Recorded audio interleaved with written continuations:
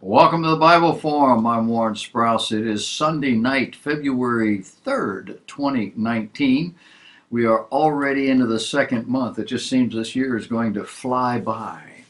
I trust that you are comfortable, that you are settled in, that you are ready to pay attention to what's going on over here. I have got myself organized. We're ready to go. I've gotten a whole lot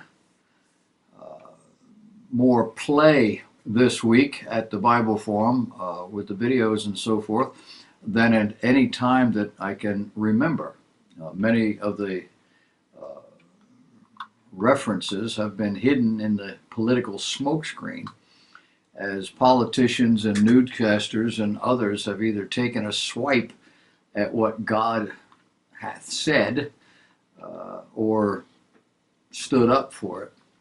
And the issues seem to have been this week abortion and social standards and marriage and values and character and that sort of thing. Even the sovereignty of God came up in discussion this week, as with the president's press secretary, Sarah Sanders, who declared Trump's election was the result of God's sovereignty, putting him in office. Do you believe that? All this is rather logical. Given that our Constitution is based on biblical principle and our traditional values are biblical and our monetary system is based on the Bible, a biblical monetary principle. You see, it's our people who are not biblical. That's another fancy way, nice way of saying they're not godly. Every swipe at the foundational principles of this country, what we stand for, is a swipe at God's Word. For example, in the subtleties of the whole thing, the simple act of making your bed is a character issue. And if it's a character issue, it's rooted in biblical principle. So how important is character? Well, character is the bedrock of social stability.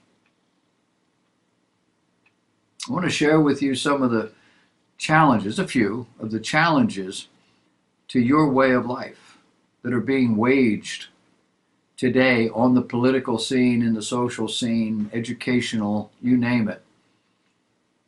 Challenges waged against decency and against order and against common sense. These are signs that America is losing the battle. A recent study found that people who make their beds daily are generally cleaner, healthier, more outgoing, and have a better quality of sleep than those who leave the comforter and the sheets in a heap.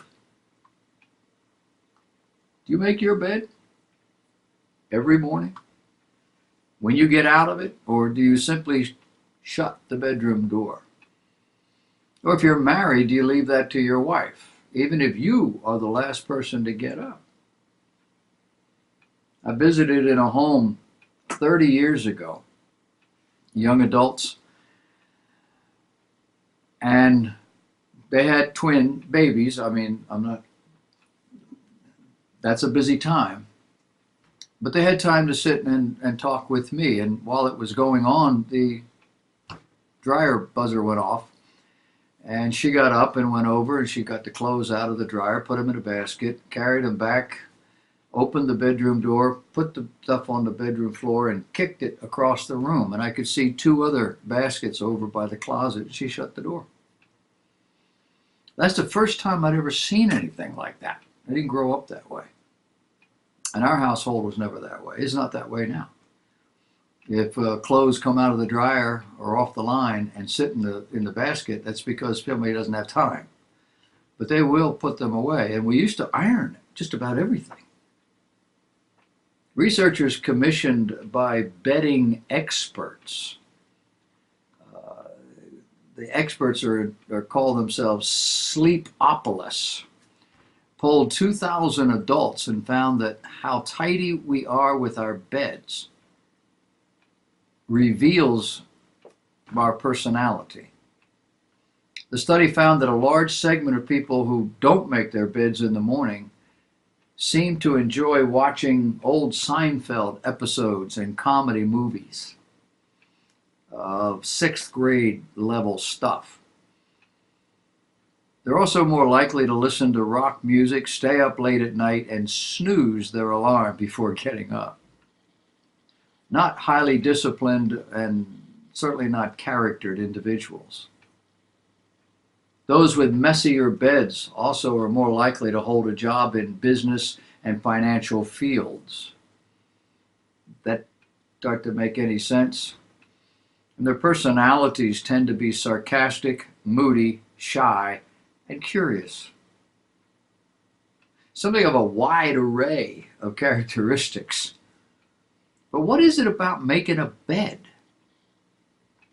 Making a bed, when you get out of it, is a godly behavior. It is a godly practice. Godly? Yeah. It bespeaks order, discipline, structure, caring, decency, and love. Love is giving, expecting nothing in return. You get up in the morning and you give that to your bride. That you would make the bed rather than let your wife do it all. That's a loving behavior. Giving, expecting, asking, nothing in return. Oh, and by the way, decency and order, they are also godly character qualities. Do you make your bed? I mentioned earlier, but President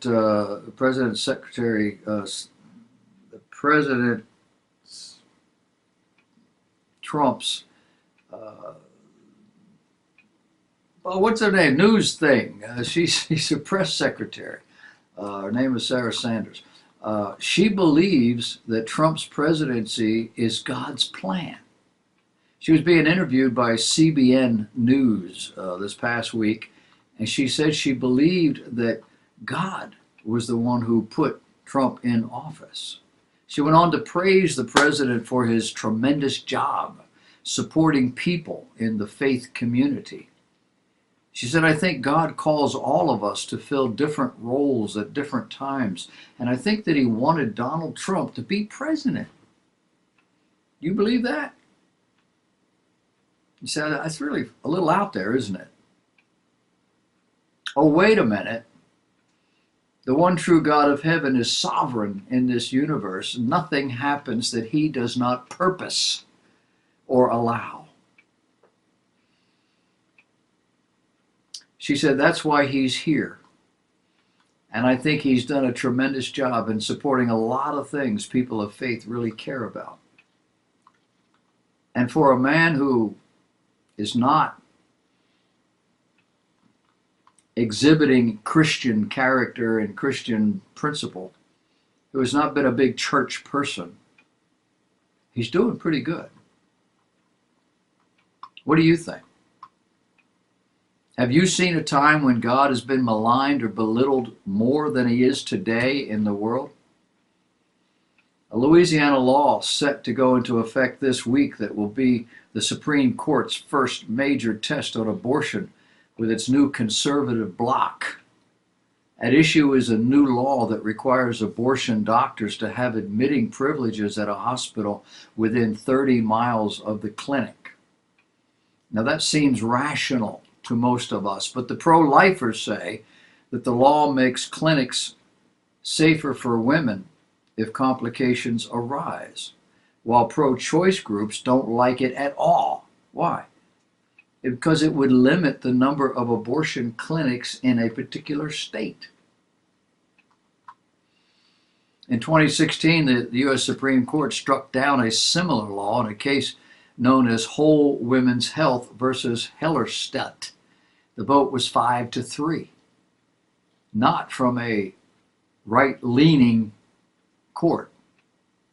The court's 4 liberal justices joined with swing voter Anthony Kennedy to form the majority. Justice Scalia had died several months earlier. Today, Kennedy has been replaced by a new judge, Justice Brett Kavanaugh, and Scalia, who sided with pro-lifers, was replaced by Neil Gorsuch. It is possible that 5 justices, a majority, would uphold such a law. The law will make it so the same doctor that is performing the abortion will continue caring for their patient in the hospital, improving the continuity of care. We've heard a lot this week about abortion from a lot of political types and others, and some of the things we've heard have been shocking. But then there's the racism on campus, specifically at Duke University. Duke University assistant professor was asked to resign her role as director of graduate studies for biostatistic majors at the Durham-based university after administrators learned of an email that she sent out a week ago Friday in which she warned first and second year graduate students to use only English. If they did not, they would risk, quote, unintended consequences, end of quote, in the department or elsewhere on campus. What did she say? Well, she was advising first-year foreign exchange students as to what would be best for them. And she told them, quote, to international students, please, please, please, keep these unintended consequences in mind when you choose to speak in Chinese in the building.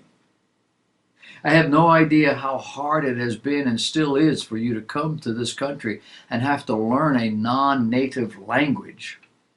As such, I have the utmost respect for what you are and what you're doing. She went on to say, that being said, I encourage you to commit to using English 100% of the time when you are in this building or any other professional building. She copied the second year students as a reminder that they're currently applying for jobs. Neely said 2 faculty members had previously approached her and asked her to look at photos of students after some were spotted speaking Chinese in their words very loudly in the student lounge area. Now keep in mind, this policy has been for generations relative to immigrants in America. Not imposed, but practically applied by those who wish to integrate and find better jobs. Today, it's called racism. So to these immigrants who don't want to learn the language, don't want to be proficient, don't want to get into this game and make the most of it, leave them alone. Let them eat cake. Don't warn them. Don't tell them how this is going to go. She's out of work. Oh, there's another bigot. His name is Tom Brokaw. You saw this. He had to apologize. He suggested that immigrants today do not have to do what immigrants around the world have been required to do for millennia. What's that? Assimilate. That's the whole point. You go to Germany, you assimilate into the German culture with the language and all the rest of it. We did that in this country for hundreds of years. At the same time, we maintained Little Italies and Chinatowns and other ethnic groups. What you did at home was your business. And these people lived largely the way they were used to living, but when they walked out of that world into the United States and into their office, into their jobs, you got to be Americans. Learn the language, learn the customs if you want to succeed. And that's true no matter where you go. You walk out of here and go to China. You better integrate, or you're not going to get anywhere. Brokaw was soundly rebuffed and forced to apologize. One person wrote about his comment, saying, quote, translation, I'm truly sorry I said that out loud. I usually keep my bigotry inside my head. No, Tom Brokaw is old. Not as old as I am, but he's close to it. Maybe he is as old as I am. He grew up in a different America. What he said made perfect sense.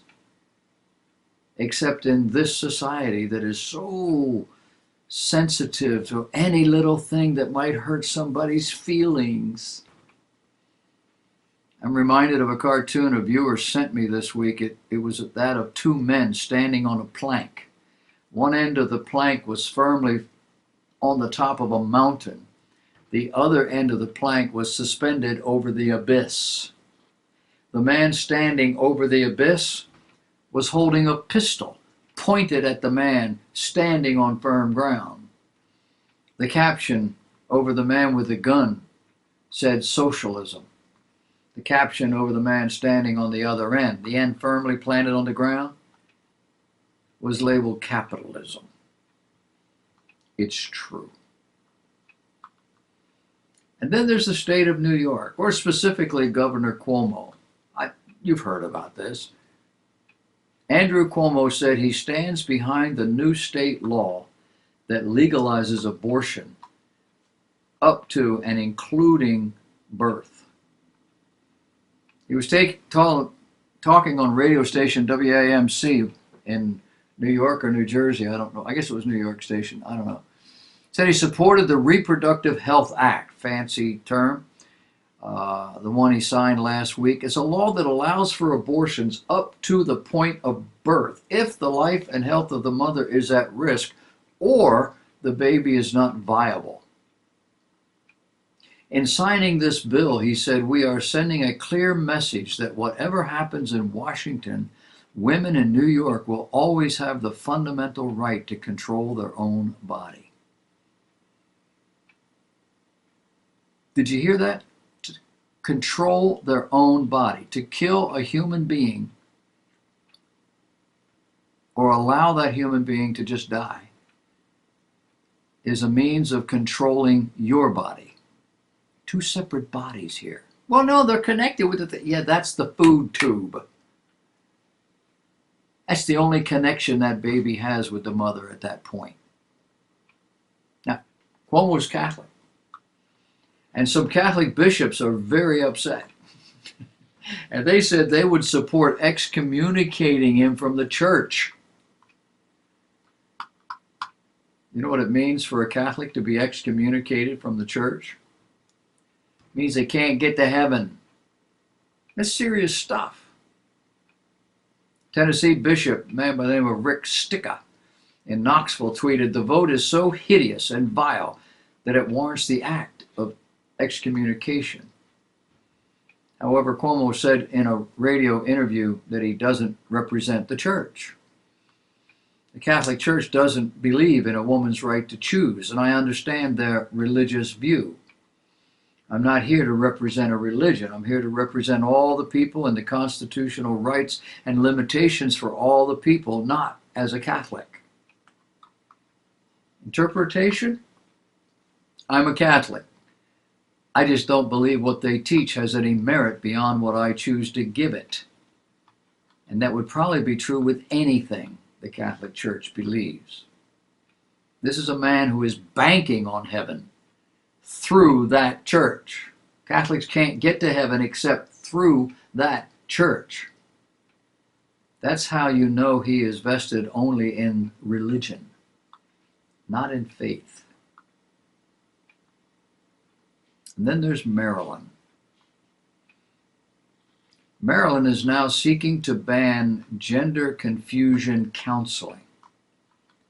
If that gender confusion counseling does not promote homosexuality and transgenderism, then it's got to go.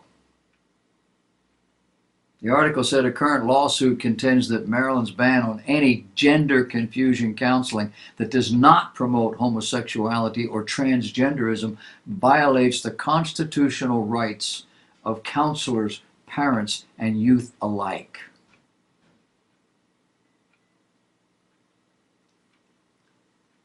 Liberty Counsel is arguing against this lawsuit.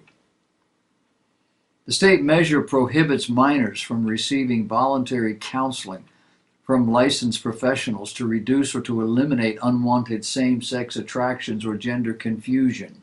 Key word, licensed. Government sanctioned. Such restrictions have been adopted in several states. But the U.S. Supreme Court has ruled in large part against states taking such action. And they do it based on the First Amendment. People have rights. This is some of the things that are happening in our world that are deeply moral and therefore deeply religious in a world that is trying desperately, in our country anyway, to be as secular as possible. Get God out of everything. And in order to do that, apparently you have to kill babies, or at least let them die. And there's, this week, whole elaborate scheme as to what we would do. Well, with the baby, and then we would keep the baby alive until the mother could decide what she wanted to do. And so here's a baby that's now been born, severed from the mother, and is living on its own for, I don't know, 4 or 5 hours a day. And the mother is now well enough and everything's fine. And she says, no, I don't really want the baby. They go in and just cut his throat. It's just a fetus, right? No, it's outside the mother. It's alive. It's a person. It's a human being. We are pagans in all but name. Welcome to the 21st century. It's going to get worse. We're going to come back, look at some social issues of the week. Stay with me.